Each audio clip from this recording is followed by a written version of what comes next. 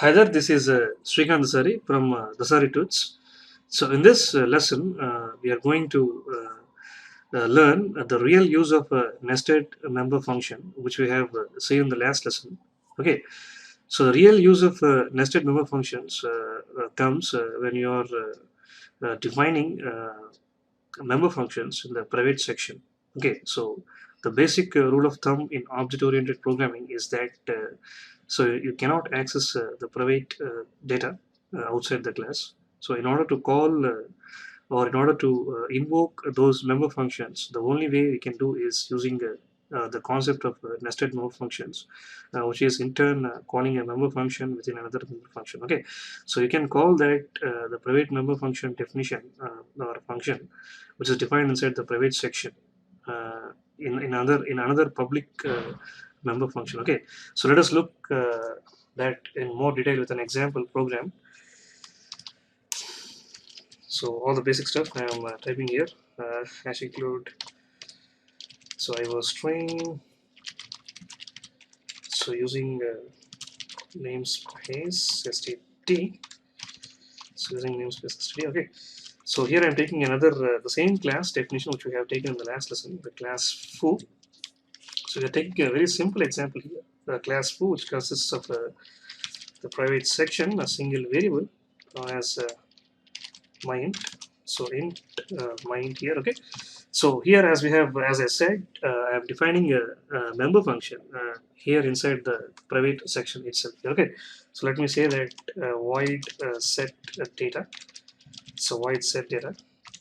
So void set data just does nothing but setting our private data member here. Okay. Or else let's do it in a different way, universal way.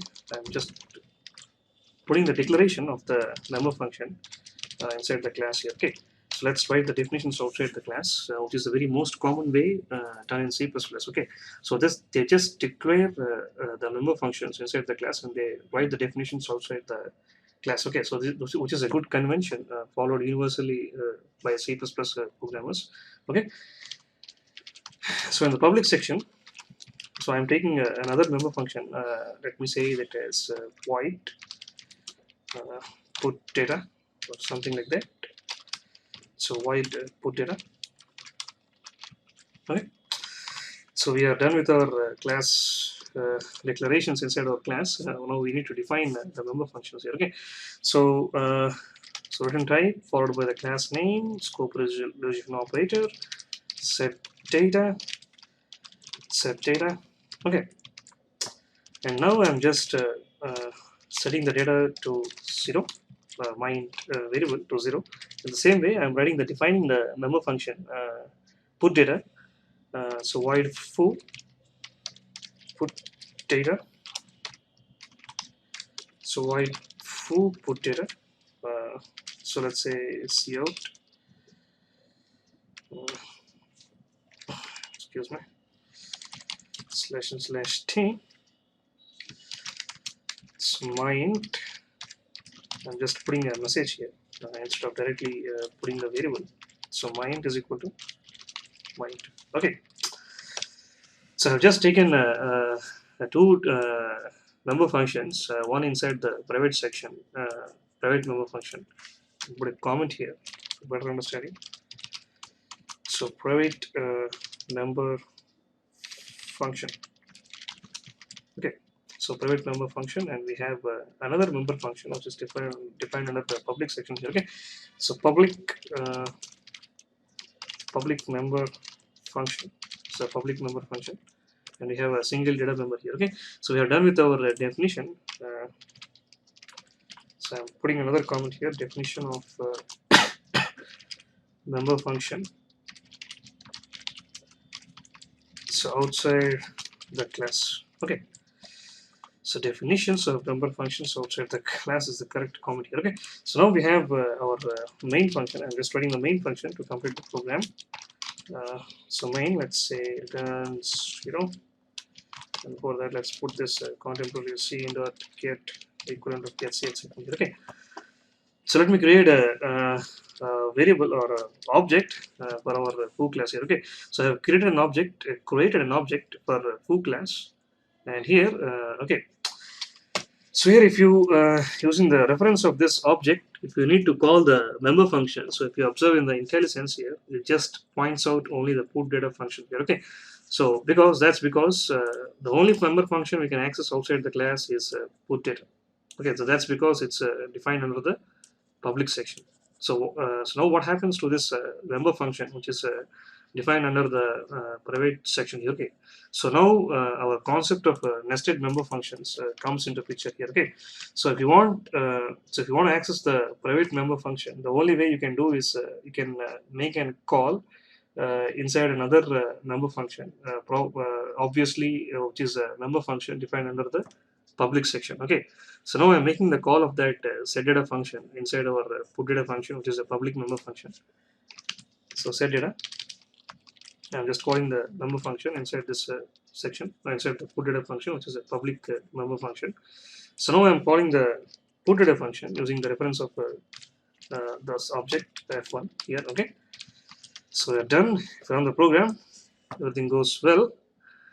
You need to expect the output as 0 here. Okay, so that's what we have got here. I'm just increasing the font size, less and 36 here. Okay, so here we have mind is equal to 0. That's what the data we have set using our set data function, which is a private member function here. Okay, so whatever you wanted, if you want, you can set it to -1. It works well for you.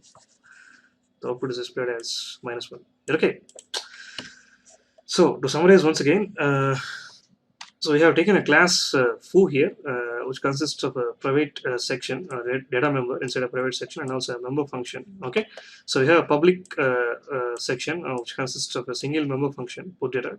So for convenience or representation purpose, we have just declared the objects, or we have just declared the definitions of those member functions inside the class in the private section and public section respectively. So here we have defined the member functions outside the class, and we have set data and put data respectively. So the set data function, which is defined as under the private section of the class, which is not accessible outside the class definition or outside inside the main. So the only way we can do that is by explicitly calling. Okay, so here you can say, put a comment here, nested member function.